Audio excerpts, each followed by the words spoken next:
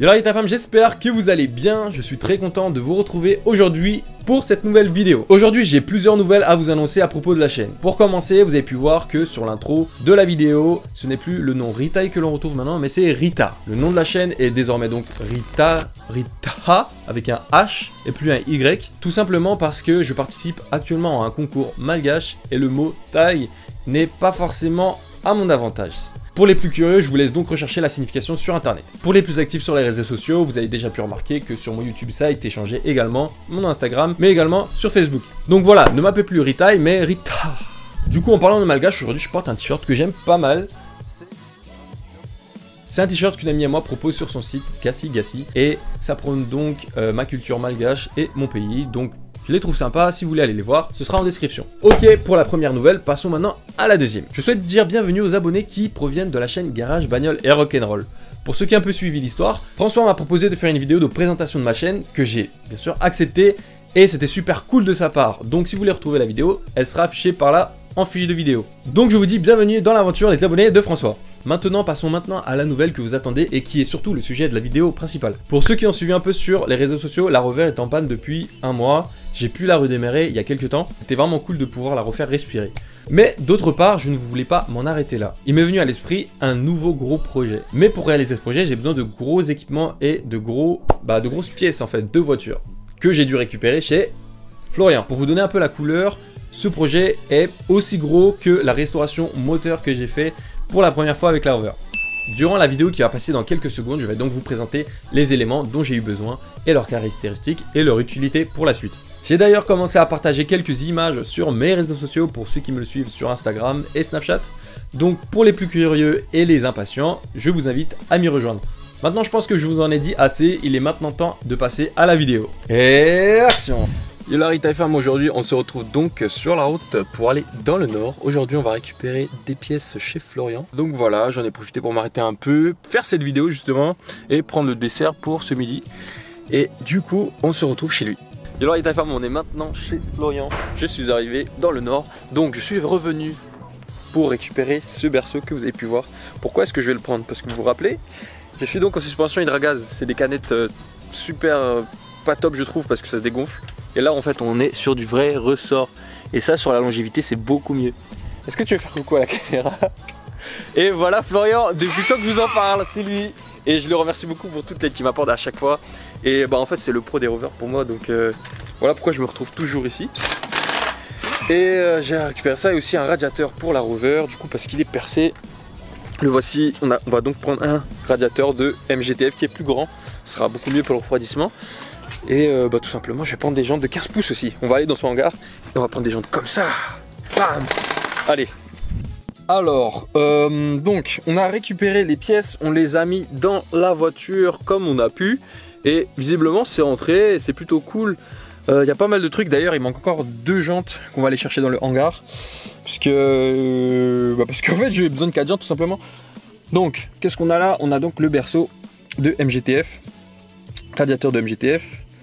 Et on aura 4 jantes.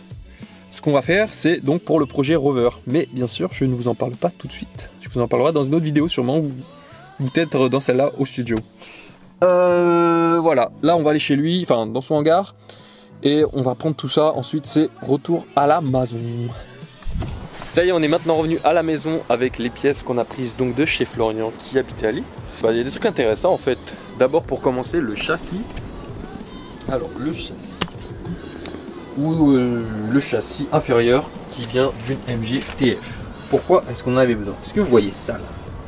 Ça, c'est suspensions à ressort qu'on cherche, puisque la Rover là-bas a des suspensions à Hydragaz qui sont pourries. On va les remettre donc sur des suspensions classiques. Et c'est pourquoi j'avais besoin de ce châssis là. C'est exactement le même qu'il y a sur la Rover actuellement, hormis quelques rajouts qui ont été faits ici à la fin de Rover en fait pour pouvoir l'adapter sur les MGTF. Voilà, il y aura quelques trucs que je devrais enlever, comme par exemple ça, les supports de les supports de barre anti-roulis, et tout simplement je vais retaper un peu ça. Voilà ce qui est prévu pour le projet. Donc je suis plutôt content. Il y a tout ce qu'il me faut. Je pensais même pas encore avoir les. Je pensais pas que Florian aurait en fait directement tout ça là, tout le train roulant. Donc je suis super content, je pensais que je devais encore racheter les trucs en plus, les suspensions. Donc voilà, c'est une bonne surprise, je suis vraiment content. Donc ça se trouvait donc sur une MG-TF à l'avant, puisque sur le moteur, sur la voiture MG-TF, le moteur se trouve à l'arrière. C'est exactement le même châssis aussi à l'avant et à l'arrière pour la MG. Et on va juste enlever ces... Comment on appelle ça? Il avait appelé ça les demi-cardans, parce qu'en fait ça, c'est juste pour boucher. Normalement là il doit y avoir un cardan, mais Rover à la fin de leur production ont coupé le cardan et ont mis un truc comme ça. Ça je devrais juste le remplacer avec ce que j'ai, donc c'est bon. Et un petit peu d'esthétique, il m'a également passé des jantes en 15 pouces super belles de MG-TF, puisque actuellement je suis en 13 pouces. Donc voilà, je voulais augmenter la taille et augmenter également la largeur des pneus pour avoir plus de maintien, de maniabilité et d'adhérence, parce que je glisse tout le temps quand il pleut. Donc ça c'est super cool. Yes, ça faut que je vous en parle. Sur les Rover 114, donc sur les MGF et les Lotus Elise S1, c'est un Anthrax de 4 par 95.25, ce qui est super rare à trouver, c'est même introuvable en fait, en jante neuve. Et voilà, je suis content de vous avoir montré ça, parce que ça annonce donc beaucoup de projets. Le châssis, je le prends pas juste pour le châssis et les suspensions, c'est également pour faire quelque chose d'autre en plus au-dessus.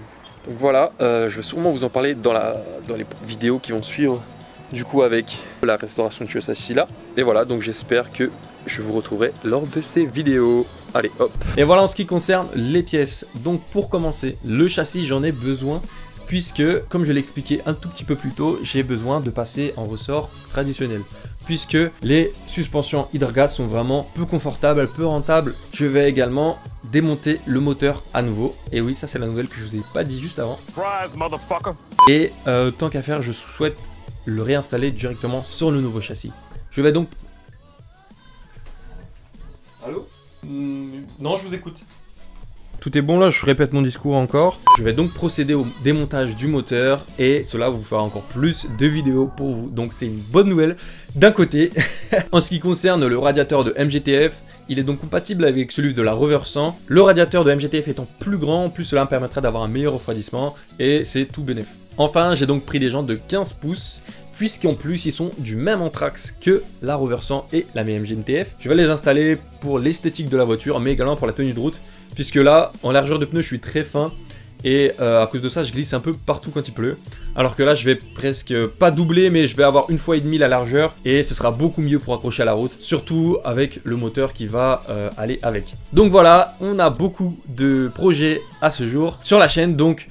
J'espère vous retrouver sur les prochaines vidéos et j'ai encore d'autres choses à vous annoncer dans une prochaine vidéo, puisque vous avez pu voir le véhicule avec lequel j'ai pu récupérer les pièces. Et je vous retrouve sur les réseaux sociaux et sur YouTube. À la prochaine pour une nouvelle vidéo.